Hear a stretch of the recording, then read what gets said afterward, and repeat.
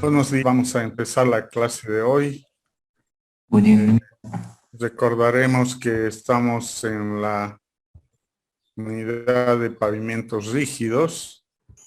Hemos avanzado ya algunos conceptos básicos en la anterior clase y nos habíamos quedado en los métodos de dimensionamiento que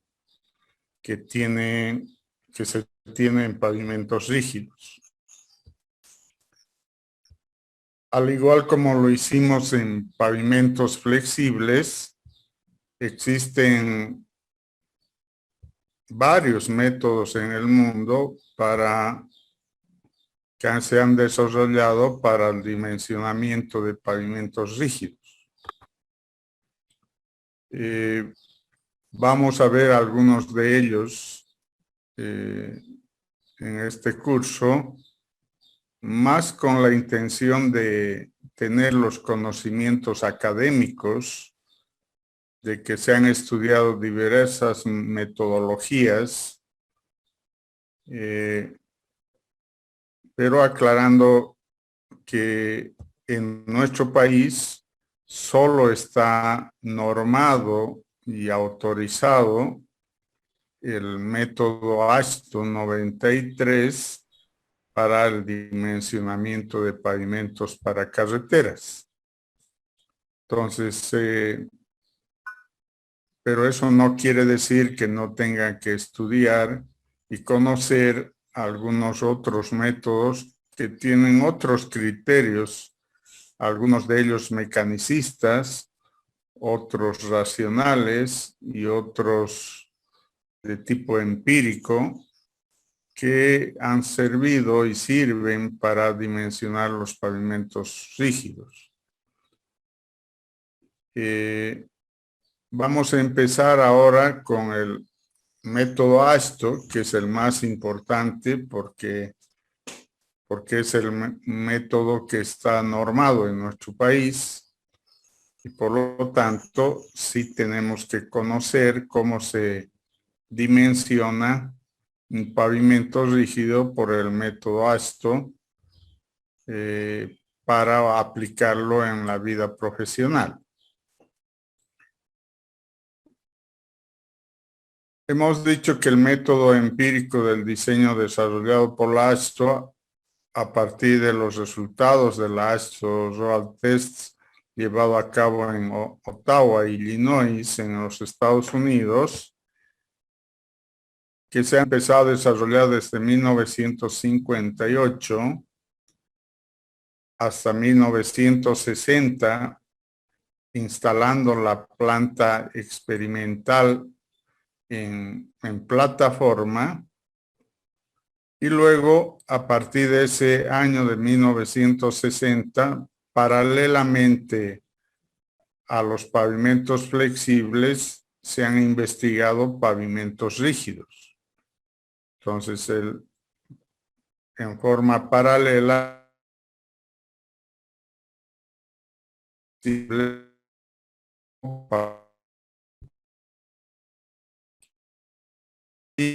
año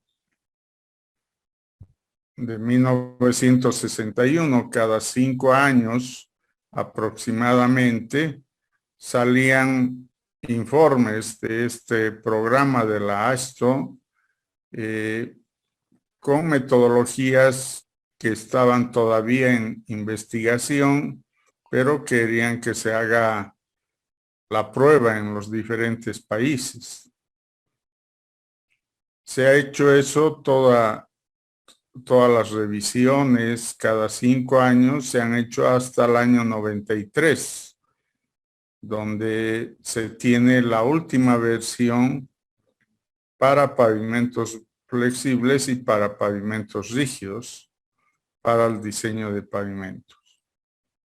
Entonces, esa versión del año 93 es la que nosotros la tenemos en nuestra norma para dimensionar los pavimentos rígidos. ¿Qué establece la norma AASHTO? Las pistas de pruebas ASTO estuvieron formadas por 11.3 kilómetros de pavimento en 6 circuitos, como se ve en la figura. Esa fue la forma de orientar la pista ASTO en plataforma donde se hacían todas las investigaciones, o sea, tenían tramos en tangente y tramos en curva, donde se hacían las investigaciones de los pavimentos. Cada circuito tuvo 2 tangentes de prueba, una de pavimento flexible y la otra de pavimento rígido. Entonces, teníamos esta parte de pavimento flexible y la otra parte de pavimento rígido. Entonces, investigaba paralelamente el pavimento flexible y el pavimento rígido.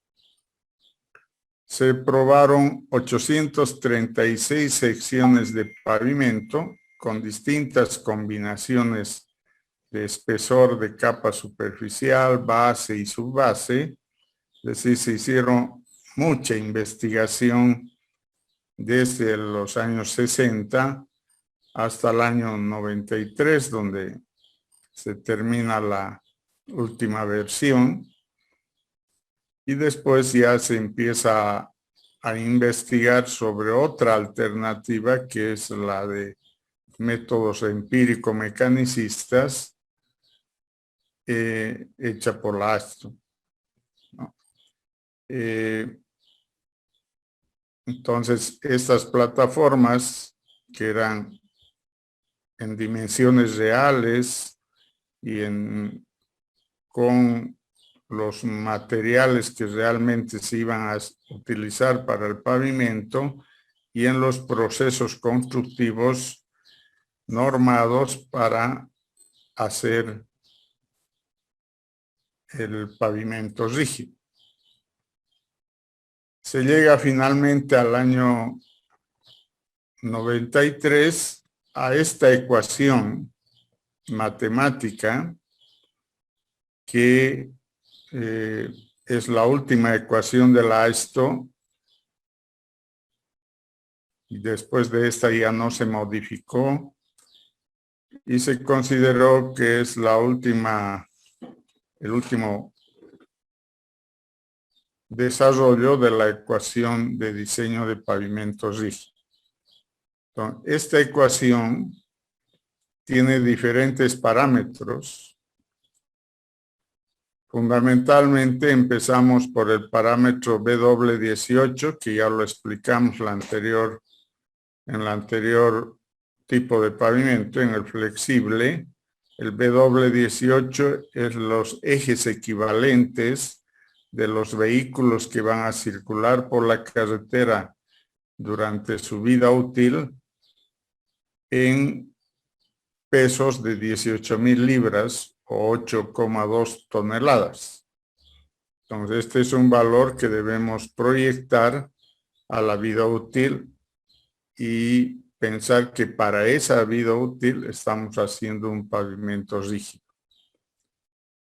Luego tenemos los valores estadísticos de Z sub R y S sub 0, siendo Z sub R el componente numérico de la confiabilidad de una campana de Gauss, donde para diferentes confiabilidades desde 80% hasta el 100%, tuviéramos un valor que corresponde a numérico de la campana de Gauss, que es el Z sub R. Entonces, ahí hemos puesto ya una tabla donde está relacionado la confiabilidad en porcentaje con los Z sub R numéricos para distintos valores de confiabilidad. Entonces es el mismo valor que tenemos que adoptar como proyectistas. Luego tenemos el S sub 0, que es la desviación estándar referida a la información que se coloca en el método, y esa desviación estadística en cuanto consideramos que debe realizarse. El método establece un cuadro de rangos de posibilidades desde 0,35 hasta 0,45. El proyectista verá lo conveniente para adoptar ese valor de desviación estándar. En nuestro país normalmente utilizamos el valor de 0,45. Luego tenemos el espesor de la losa. A diferencia del pavimento flexible, que no podíamos sacar espesores con la ecuación de la AESTO, sino solo llegábamos al número estructural, al S sub n. En el caso de pavimentos rígidos, sí vamos a llegar a un espesor de la losa de pavimento rígido. Entonces, está ahí el parámetro del espesor de la losa, el valor de D, pero no está como un valor que está despejado de la ecuación, sino interviene en varios componentes numéricos y de denominadores. Entonces, es parte integrante de la ecuación, pero que no se puede resolver directamente, sino por iteración. Aparte del valor D, tenemos el delta PCI, que es la variación de serviciabilidad entre la serviciabilidad final y la serviciabilidad inicial.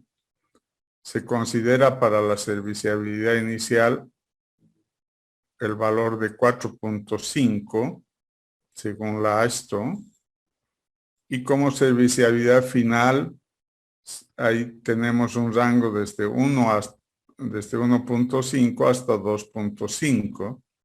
Entonces, se adoptará un valor que consideramos que puede ser la serviciabilidad final a partir de su vida útil y determinaremos el delta PCI.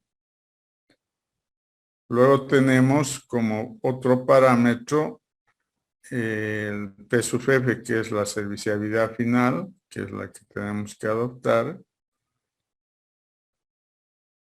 y el módulo resiliente o el módulo de rotura del concreto.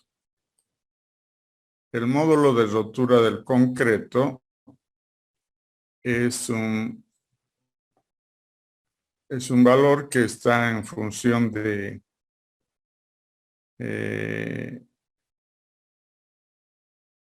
la flexión del concreto. El concreto en pavimento no tiene un problema de compresión. O sea, el hormigón como tal tiene un alto componente de compresión, puede satisfacer tranquilamente las cargas de compresión, pero el mayor problema lo tiene la flexión. Entonces, por su rigidez, una losa de hormigón no es admisible que tenga cierta capacidad de deformación sin romperse. Eso no pasa en la losa de hormigón. Entonces, por eso el módulo de rotura del concreto es el módulo de flexión, que puede variar entre 35 y 50 kilos centímetro cuadrado. Nosotros en el país generalmente tomamos como fines de diseño 45 kilos centímetro cuadrado de módulo de rotura a flexión. Luego tenemos un coeficiente de drenaje, dependiendo de las condiciones de las capas del pavimento. Hay valores establecidos en tablas del método para determinar este coeficiente.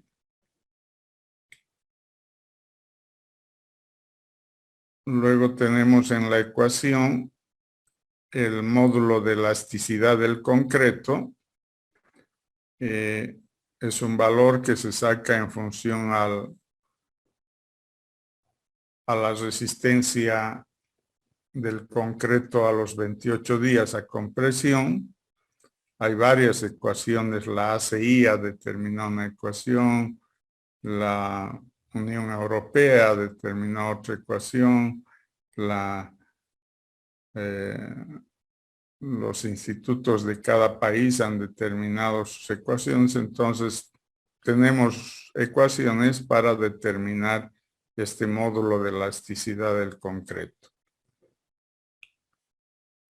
Y finalmente el módulo de reacción de la subrasante. Entonces aquí ya no es el módulo resiliente de la subrasante, sino es el módulo de reacción de la subrasante, que es el módulo K, que en algunos libros lo van a encontrar como coeficiente de balasto. Para nosotros es el módulo de reacción de la subrasante, que también obedece a un otro ensayo de placa que se realiza en obra para determinar este módulo. Como eso no lo tenemos con facilidad ni en las universidades, ni en las empresas constructoras en nuestro país y también los países sudamericanos, entonces el método ha establecido unos ábacos o unas fórmulas de correlación entre el módulo de reacción de la subrasante y el CBR. Entonces, lo más común hemos dicho que es hacer el CBR y en función a ese CBR se determina el módulo de reacción de la subrasante por ábacos o ecuaciones. Y con eso tendríamos todos los parámetros de la ecuación para resolver esta ecuación por iteración y determinar este valor de D, que es el espesor de la losa en pulgadas, ¿no? Ese es el procedimiento que tiene el AESTO. Obviamente, una posibilidad es resolver la ecuación. Otra posibilidad es que hay un ábaco para resolver esta ecuación. Y finalmente, la AESTO también ha determinado un programa informático para resolver esta ecuación. El programa que les hemos proporcionado para pavimentos flexibles también es válido para pavimentos rígidos, que no es el programa oficial de la AESTO, ¿no? El programa oficial de la AESTO es el Darwin, que es un poco más completo, digamos, no es tan sencillo como una hoja Excel, pero la que les hemos dado para que hagan uso nos parece sencillo y también tiene valores de diseño muy aproximados a lo real, así que es válido utilizar ese programa. Entonces, ese es el procedimiento para resolver. Entonces, vamos a desglosar un poco los parámetros que hemos mencionado. En el caso de confiabilidad, la confiabilidad, les decía, hay esta tabla que es del AESTO, que establece desde el 50% hasta el 100%. Nosotros normalmente utilizamos un valor del 80% para interurbanas, pensando en carreteras colectoras, ¿no?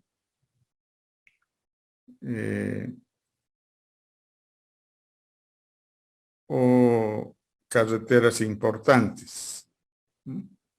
Entonces, determinando el valor de la confiabilidad entre el 50 y el 100%, vamos a estas correlaciones entre esa confiabilidad en porcentaje y sus valores de Z sub R que provienen estadísticamente de la campana de Gauss. Entonces, si tenemos el 80%, sabemos que su Z sub R es 0.841. Ese es el valor que debemos utilizar en la ecuación. Entonces, es una decisión que tiene que tomar el proyectista de cuánto es la confiabilidad para un dimensionamiento de un pavimento rígido. Un segundo valor es la desviación estándar, que es otro valor estadístico que se considera el error normal combinado. Tiene en cuenta la desviación del diseño, la variación de propiedades de materiales y del subrasante, la variación de la estimación del tráfico y de las condiciones ambientales.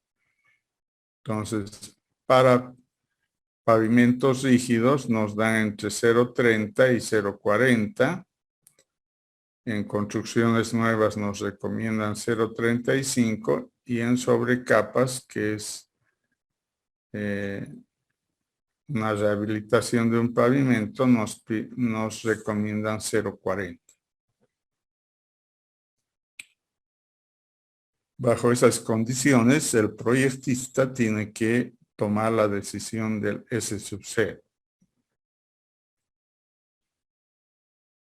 Luego tenemos el parámetro de serviciabilidad. Y la serviciabilidad es en el caso de pavimentos rígidos, hay una serviciabilidad inicial y hay una serviciabilidad final. En cuanto a la serviciabilidad inicial, para un pavimento rígido se toma el valor de 4,5. No está en esta parte porque está referenciado a flexible, pero en rígido se toma como inicial 4,5. Y como serviciabilidad final podemos tomar valores entre 1.5 y 2.5. Entonces, hay recomendaciones acá para autopistas, para carreteras, para pavimento urbano industrial y para pavimento urbano secundario. A nosotros en este momento nos interesará el rango de carreteras entre 2 y 2.5. Será decisión del proyectista el valor a asumir como serviciabilidad final. En base a estas recomendaciones. En cuanto a la carga, se mantiene el criterio de que a través de el vehículo tipo va a ser aquel que tiene 8.2 toneladas por eje, que son equivalentes a 80 kilonewtons, con fines de diseño. Entonces, cada eje trasero va a tener la carga de diseño de 80 kilonewtons, 8,2 toneladas o 18,000 libras, que son las correlaciones de valores que se utilizan. Entonces, ¿cuántos ejes de 80 kilonewtons van a pasar en su vida útil en una carretera de pavimento rígido? Es lo que tenemos que determinar. Y a partir de eso, colocar en el valor de W18. En cuanto a la subrasante, les decía que no es el módulo de resiliente, sino es el valor de K, que es el que determinamos en pavimentos rígidos. El valor de K se define como la relación esfuerzo de formación resultante de aplicar una carga unitaria para producir un desplazamiento de 5 milímetros. Ese es el concepto del valor de K, que es el módulo de reacción de la subrasante. Cuantifica de manera indirecta la rigidez bajo carga monotómica de la subrasante. Para obtener ese valor se aplica una fuerza por medio de una placa rígida de 30 centímetros de diámetro y se mide el desplazamiento de la placa sobre el suelo. En la gráfica que está en la parte derecha, podemos ver el equipo que se utiliza de prueba de placa para obtener ese módulo de reacción de la subrasante. Entonces, para lo cual aplicamos carga hasta un desplazamiento de 5 milímetros y obtenemos cuál es el módulo de reacción, cuál es la reacción a esa carga. Normalmente este no es un equipo común en las universidades, ni en los laboratorios, ni en las empresas que se dedican a pavimentos rígidos. Entonces es un poco difícil de hacerlo. Obviamente que no es imposible. Hay algunos proyectos que han decidido comprar el equipo cuando es un proyecto de envergadura y se ha utilizado este equipo. Por ejemplo, en el Tarija Potosí sí había este equipo para determinar el módulo de reacción de la subrasante. Si no se tiene el equipo, hay ecuaciones de correlación que ha determinado la ASTO y la más usada es este valor porque son para CBRs menor a 10. Sabiendo que el CBR es un ensayo más común para determinar las características de la subrasante y teniendo ese CBR menor a 10, puedo utilizar esta ecuación que me permite hallar el valor de K. Y para CBRs mayores, puedo utilizar esta otra ecuación de la parte derecha para obtener el valor de K. Entonces, ya sea por ensayo o por fórmula de correlación o por un ábaco, que no sé si lo tengo en las siguientes diapositivas, un ábaco que también está en los libros sobre determinar el módulo de reacción de la subrasante a partir del CBR. Donde de esa manera obtenemos las características de la subrasante. Este es el ábaco. El ábaco que está el CBR en la parte inferior y el módulo de reacción de la subrasante en la vertical. Entonces solamente tengo que entrar, por ejemplo, tengo el valor de CBR de 6% y me da un valor aproximado de 150 libras pulgada cúbica de módulo de reacción de la subrasante. ¿No? Si quiero en centímetros, también me va a dar acá aproximadamente de 3.62. ¿No? Entonces, cualquiera de las tres metodologías, el ábaco, la ecuación, podemos utilizar o el ensayo en sitio podemos utilizar para obtener este valor de K. Los valores de K para losas apoyadas sobre base granular, no tratada o estabilizada, puede ir variando porque teóricamente el módulo de reacción de la subrasante está considerado como que tiene que aguantar la losa directamente. Pero en la realidad no la hacemos así en la práctica profesional, sino sobre la subrasante colocamos una capa intermedia, que es un material de subbase o base, y esa subbase o base sobre esa recién colocamos la losa.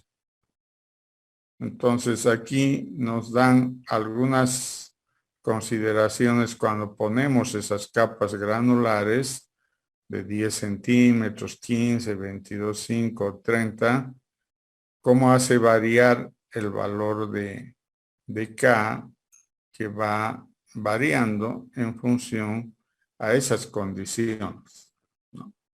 Entonces, este cuadro nos servirá para ajustar el valor de K si es que vamos a poner capa subbase. En nuestro caso, en nuestro país, siempre hacemos con capa subbase. Pero, por lo general, somos más conservadores en el diseño y no minimizamos el esfuerzo que absorbe la capa subbase, sino la mantenemos a la losa como que tenga que absorber toda la carga. Entonces, por comodidad, no por comodidad, por ser conservador y tener un poco sobredimensionada la losa, mantenemos sin considerar la presencia de las capas subbase. Pero lo correcto es tomarla en cuenta porque parte de los esfuerzos van a ser absueltos por la capa subbase. Y si esa subbase además es estabilizada con cemento, un suelo cemento, aún es más todavía su influencia y podría variar el valor de K, ¿no? Entonces, es importante esto para considerar en el dimensionamiento.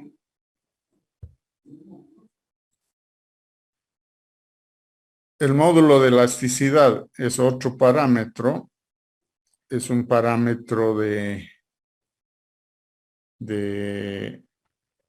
debemos considerar a partir de estas fórmulas que en algunos casos son dados por diferentes instituciones, ¿no?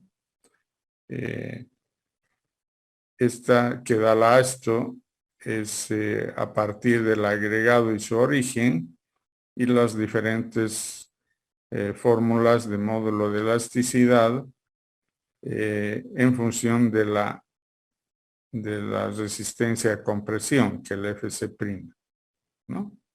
Entonces, considerando eso, se consideran esas fórmulas, que es bueno que se anoten algunas de ellas. Bueno, no son las únicas fórmulas, hay otras más dadas por la ACI, por la Unión Europea, por otras instituciones para hallar los módulos de elasticidad del concreto. Todas esas son válidas para obtener los valores.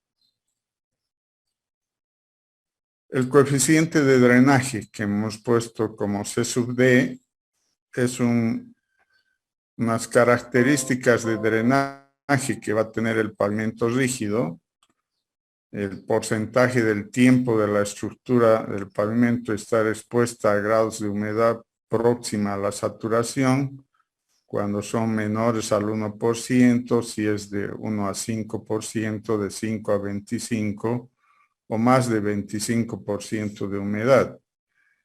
Cuanto más humedad hay, puede ser más influyente y sus condiciones pueden ser de excelente a muy malo en cuestión de drenaje. Entonces,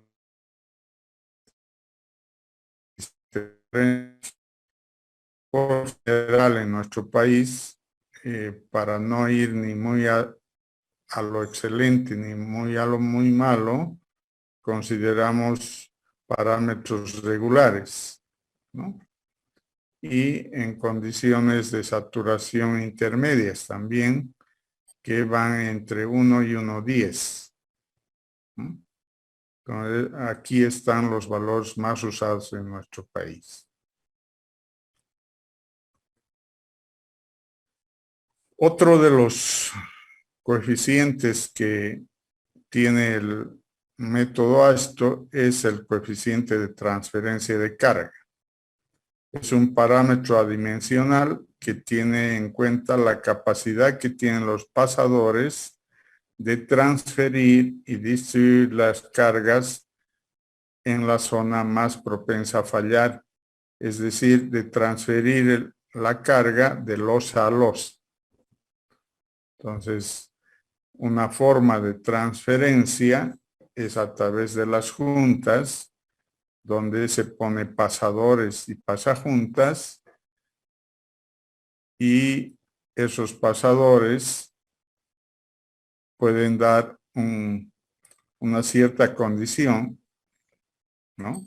Entonces aquí tenemos juntas con pasadores y losas confinadas, que generalmente es nuestro caso. Las juntas son con pasadores y la losa está confinada.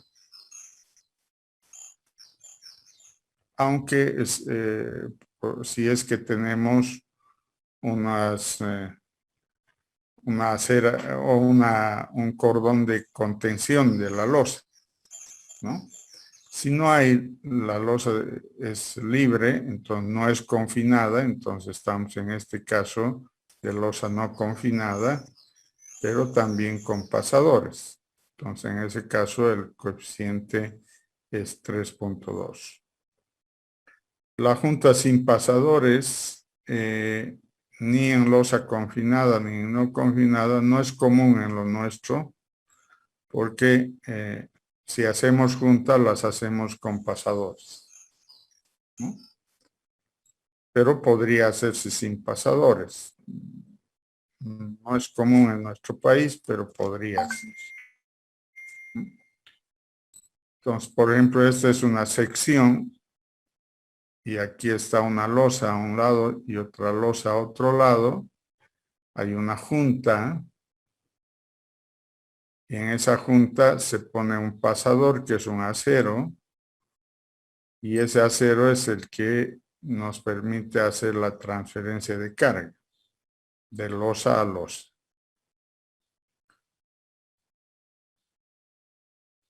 ¿Dónde va la junta?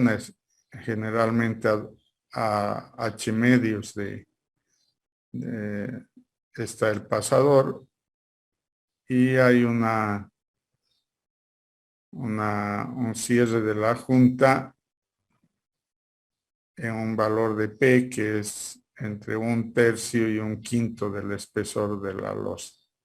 Entonces, más o menos esas son las condiciones esquemáticas de la posición en una losa en la junta.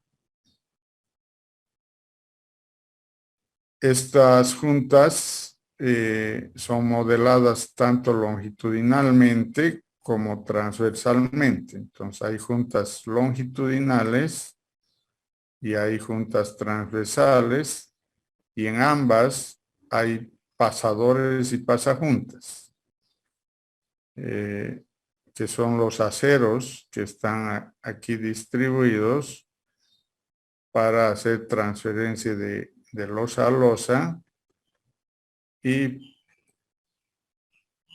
en la parte transversal también están los pasajuntas que nos ayudan a la transferencia de losa a losa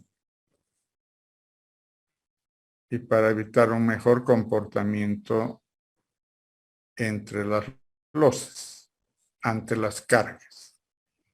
Esta es la distribución normal que tiene un pavimento rígido con pasadores y pasajuntas. Lo que ha variado en el avance tecnológico a través de los años es que hasta hace unos 10 años estas losas de pavimento rígido se hacían en dimensiones más o menos estándar de 3 por 5, o sea, 3 de ancho por 5 de largo, o 4 por 4, 4 por 5, en dimensiones relativamente grandes de la losa. Con las investigaciones que se han realizado en los últimos años, se ha llegado a determinar que es mejor que se reduzcan las dimensiones de estas losas y se hagan losas cortas, que tienen menor ancho y menor largo. Es como dividir a esta losa grande en 4 losas pequeñas. Entonces esas losas pequeñas se convierten en losas cortas. La mayoría de nuestros pavimentos de los últimos 10 años que se han hecho en Bolivia son con losas cortas, porque hemos comprobado que tienen un mejor comportamiento. Y es lógico, o sea, en una losa normal de grande podrían entrar hasta todo un vehículo completo con todos sus ejes, ¿no? En cambio, una losa corta, a lo sumo va a haber un neumático, sencillo o doble, pero un neumático. Entonces, la carga que va a recibir una losa corta es mucho menor que una losa normal.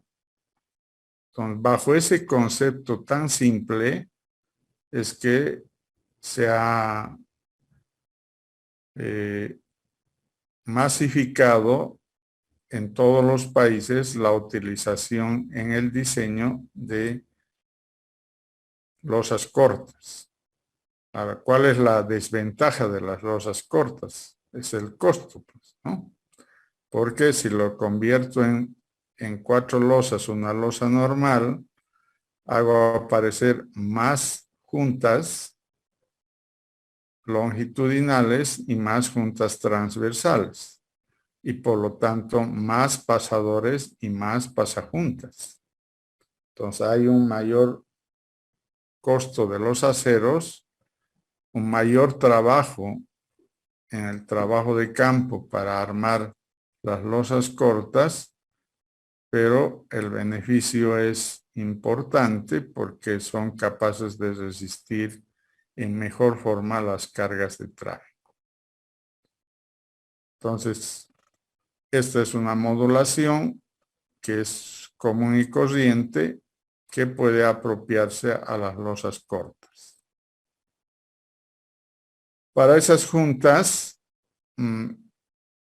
nos establecen en estas tablas algunas recomendaciones del diámetro de los pasadores y las longitudes de los pasadores.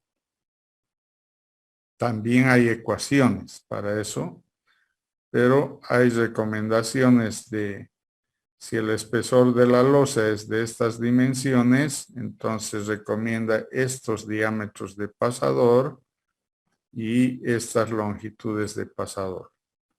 La separación entre vallas está también recomendada con 30 centímetros. Es una recomendación.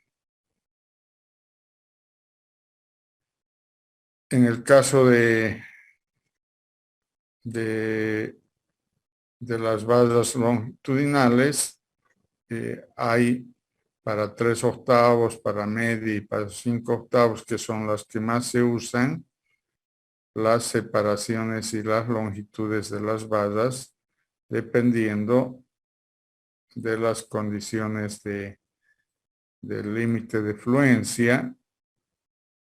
Y normalmente se recomienda con esto multiplicar una barra lisa por 1.5.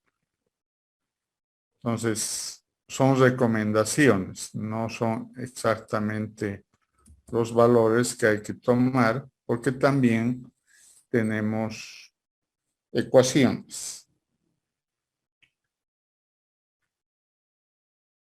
Entonces, bajo esas condiciones se diseña el pavimento rígido por el método ASTO. ¿Alguna pregunta antes de que cambie a otras diapositivas de otros métodos?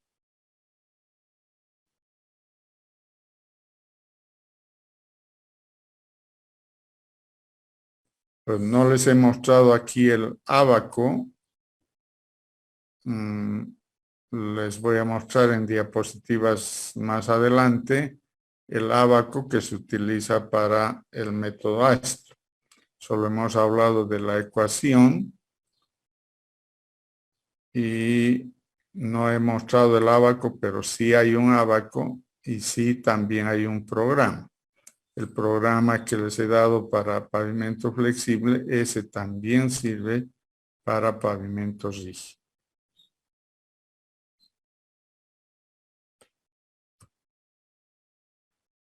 Bueno, como nos queda algo de tiempo, vamos a pasar a otro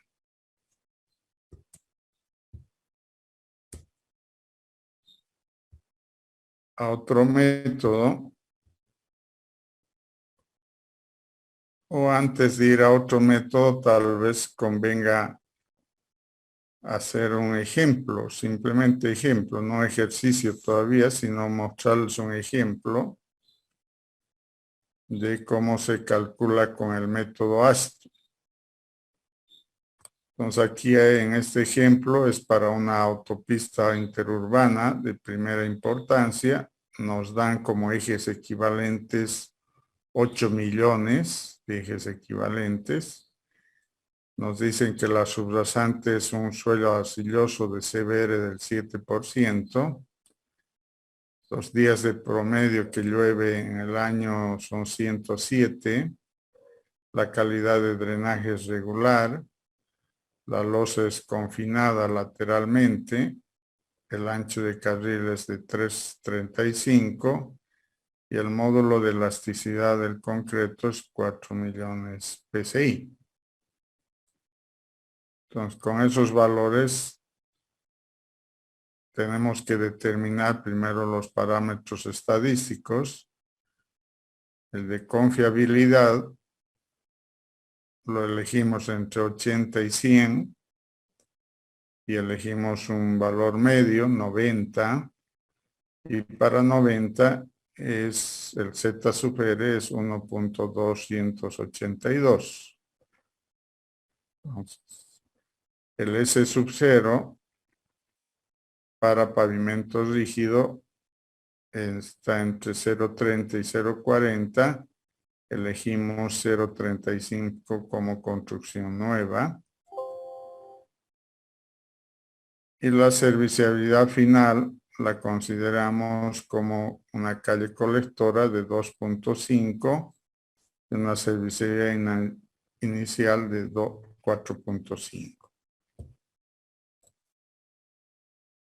En el coeficiente de transferencia consideramos una losa con pasadores no confinada, aunque nos daban el ejemplo, nos decían que es losa confinada lateralmente. Entonces, tenemos que utilizar una losa confinada, sería 4.2 o 4.4. En el cálculo de drenaje utilizamos los 107 días de lluvia que nos dice aquí. 107 días entre 365. ¿Cuánto nos da? Eso nos da más del 25% de saturación y para condiciones regulares. Entonces obtenemos el valor de 0,9. Entonces con esos valores entramos en la resolución de la ecuación, reemplazando todos esos valores y nos da un espesor de losa en pulgadas de 10.23 pulgadas, que equivalen a 26 centímetros. Normalmente en nuestro país las losas de pavimento rígido hacemos mayores a 17 centímetros. Consideramos que 17 es el mínimo para un tráfico liviano, muy poco de vehículos pesados. En ese caso se considera un espesor admisible hasta 17 centímetros. En el caso de carreteras, siempre todas las carreteras que hemos hecho hasta ahora tienen espesores mayor a 20 centímetros. Entonces hay de 23, de 22, de 21 centímetros. Hay varios casos que más o menos esos son los valores de espesor de losa. Entonces en este ejemplo 26 centímetros está dentro de lo normal para 8 millones de ejes equivalentes. Tarija diseñamos con 1 millón de ejes equivalentes.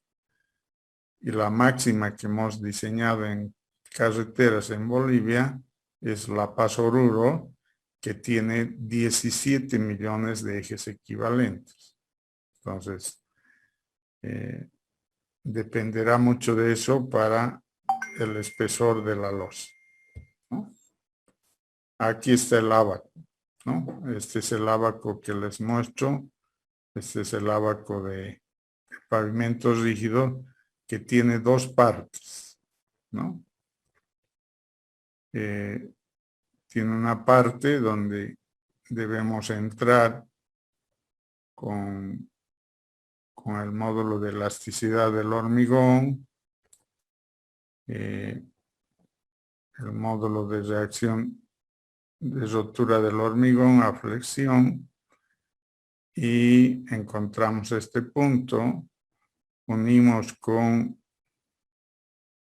el coeficiente de transferencia que es J y hallamos este punto, y de ahí trazamos una línea con el coeficiente de drenaje y encontramos un punto que es una línea de cruce aquí con este valor.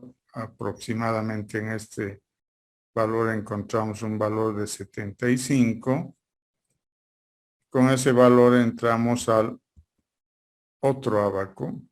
Aquí entramos a 75 y trazamos una línea con la pérdida de serviciabilidad, que es delta PCI, ¿no? Y trazamos una línea y encontramos este punto donde trazamos una perpendicular a ese eje. Por el otro lado, venimos con la confiabilidad, la desviación estándar, encontramos este punto y unimos este punto con el número de ejes equivalentes. Y nos llegamos a este punto de este último gráfico y trazamos otra línea perpendicular, y donde se cortan las dos líneas perpendiculares nos da, en la familia de curvas que hay en el medio, nos da una curva a qué espesor de losa corresponde. En este caso corresponde a un espesor de 10 pulgadas, ¿no? Y ese es el procedimiento con el ábaco. Entonces podemos utilizar la fórmula, podemos utilizar este ábaco, ¿no? Y podemos utilizar un programa informático, como es el que se da donde se va, en vez de ir a pavimento flexible, se va a pavimento rígido, se coloca el valor de la confiabilidad, la desviación estándar, la serviciabilidad inicial, la serviciabilidad final, el módulo de reacción de la subrasante, valor de K, el módulo de elasticidad del concreto, el módulo de rotura del concreto, el coeficiente de transmisión de carga J y el coeficiente de drenaje C sub D. Colocados todos esos, además del BW18, que eran los 8 millones, entonces vamos y obtenemos el valor de D, que también nos da cerca de 10 pulgadas, que es lo que nos daba el ábaco. Entonces esa es la forma de dimensionar en el método ASTO.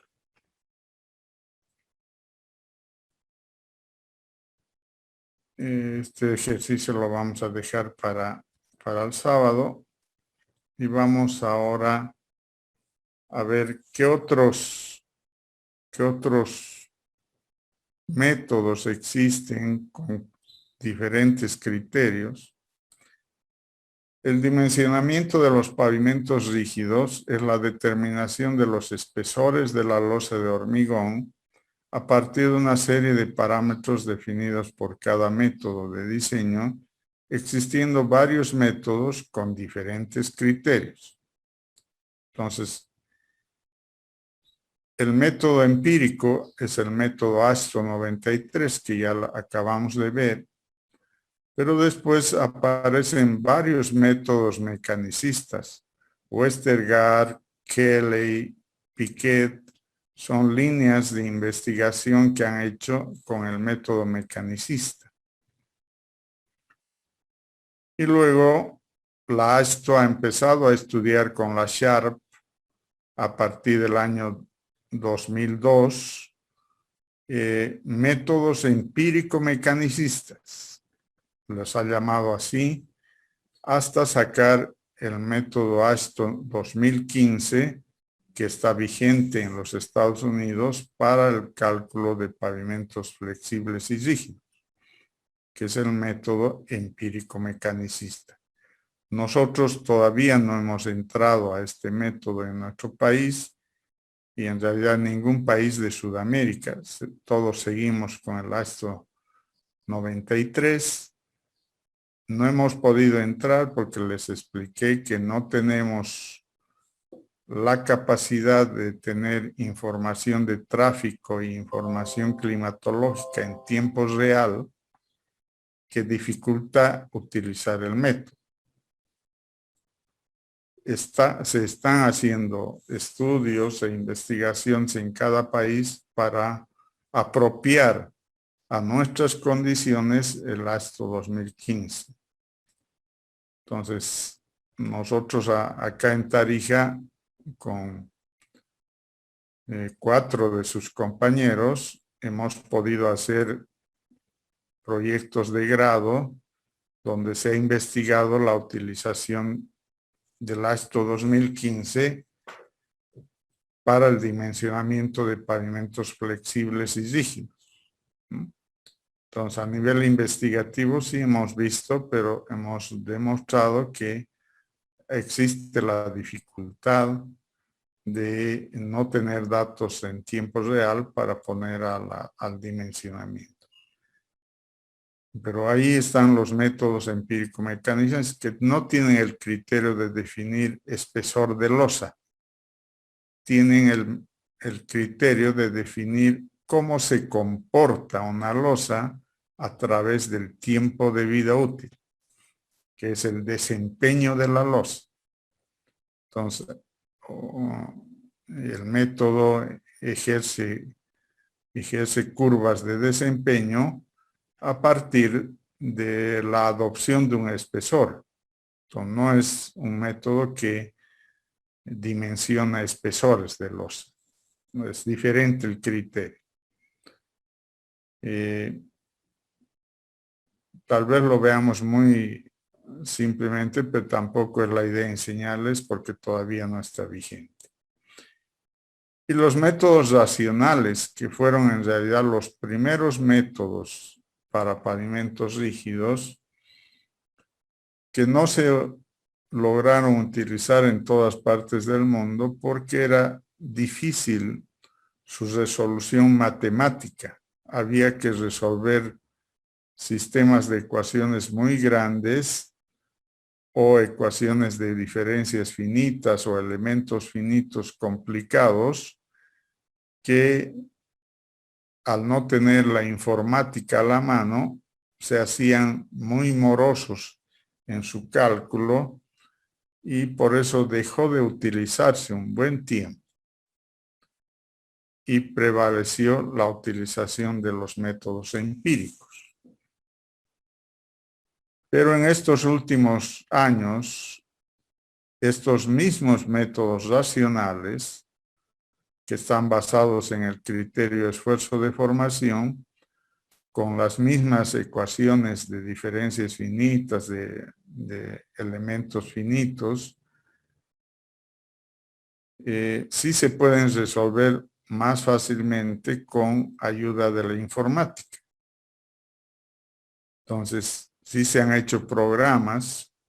Aquí nombramos uno que es el KEMPAV, que es un programa para dimensionar por método racional un pavimento rígido. Entonces, sí hay también esos métodos. En este curso no vamos a hablar de los otros métodos como facilidad de manejo, que todavía no están normados, ni en el caso de los empíricos mecanicistas, ni en el caso de los racionales. Pero sí quiero que vean los métodos mecanicistas de Westergaard, Piquet y Kelly, porque son simples y sí se pueden utilizar en nuestro medio porque los datos son posibles obtenerlos. Entonces, vamos a ver estos métodos mecanicistas de Westergaard, Piquet y Kelly como alternativas al método Ashton. Además, a otro que no hemos puesto acá, que es el método de PCA, que es el que ha hecho el Instituto de Cemento Portland americano, que también nos parece importante hacerles conocer desde el punto de vista académico, porque tampoco no está normado en nuestro país hacer uso del método PCA, ¿no?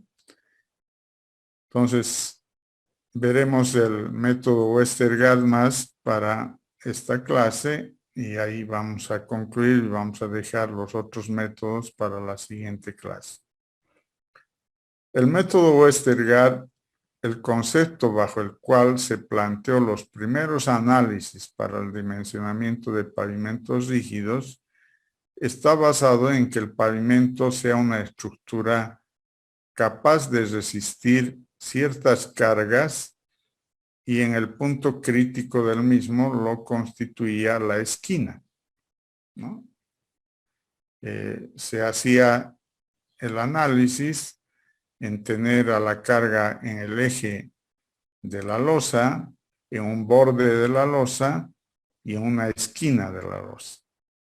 Entonces, Westergaard considera esas tres posiciones para la carga y establece unas ecuaciones de equilibrio para esas condiciones.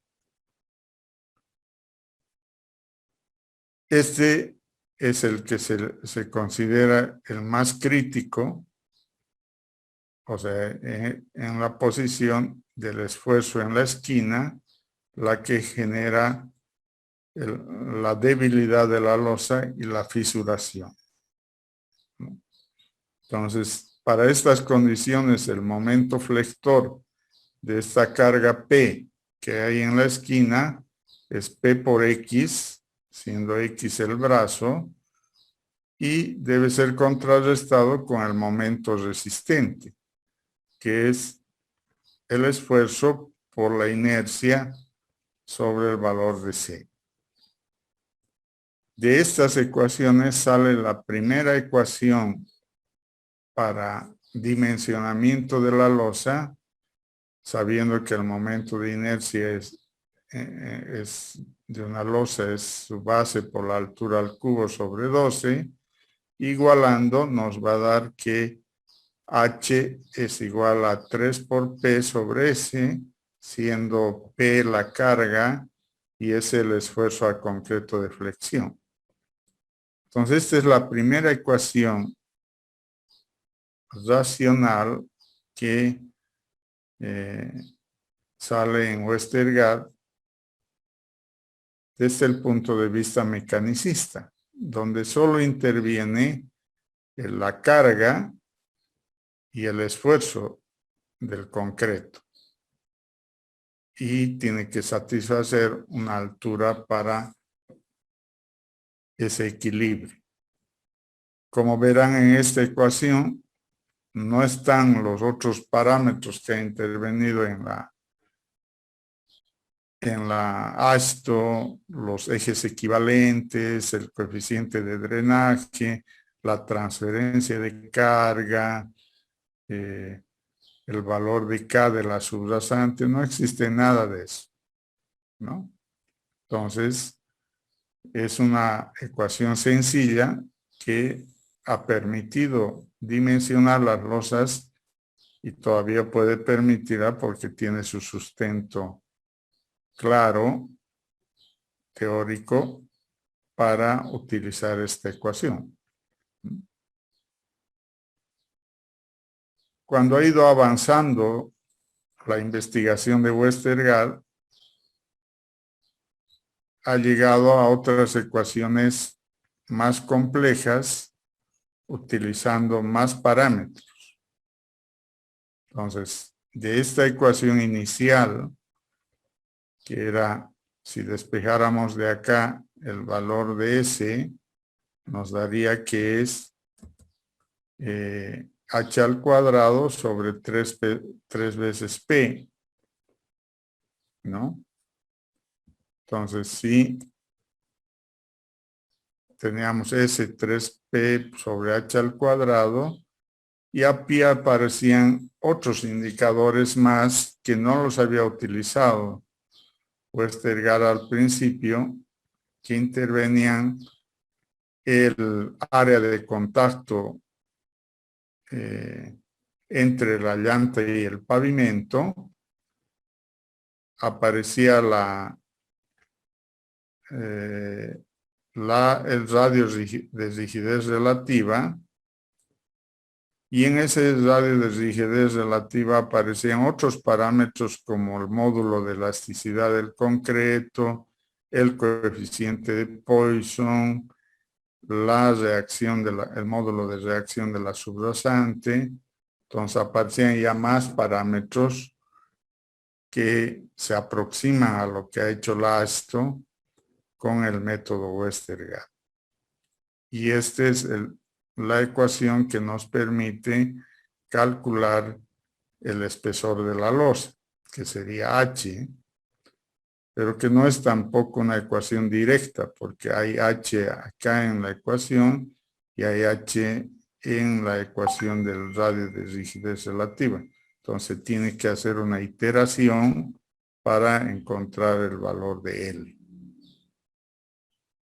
Pero ese es el método Westergaard, cuyo criterio fue inicialmente el esfuerzo de formación en un punto crítico que es el de la esquina de la losa, para apropiarla a una ecuación que nos permita hallar cuánto de espesor debe tener esa losa para satisfacer las condiciones. Hasta ahí avanzamos con este método de Westergaard y nos faltan ver los métodos de Piquet y Kelly y más, con los cuales vamos a ver los métodos, y también vamos a ver el método de la PCA, de la Portland, de la Asociación Americana de Cemento Portland, para que nos sirva como parte académica de conocer varios métodos de dimensionamiento en pavimentos rígidos. Vamos a terminar acá. Si hay alguna pregunta, alguna aclaración, bueno, entonces terminamos la clase.